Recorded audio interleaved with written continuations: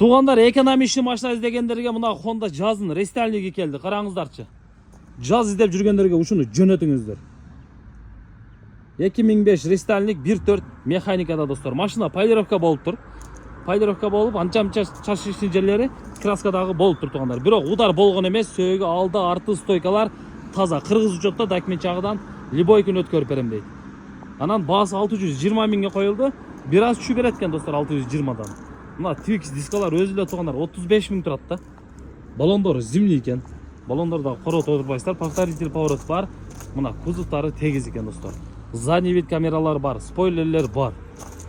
Бул светтин жарашканын караңыздарчы туғандар. Туғандар.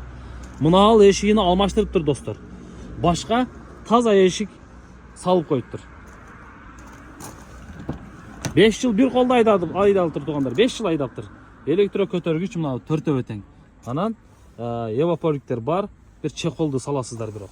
Чехолду саласыздар дагы. Ишти кыласыздар мынакей. Кондер, печка, короче, бар эле иштеп турат экен. 394 миң пробег экен. Jazz издегендерге ушул жазды карап көрүңүздөр достор. Чирик жок. Мынакей.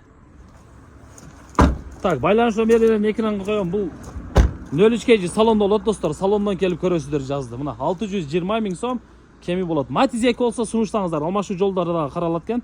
Бирок обменге бир аз кымбатыраак жүрөт дейт.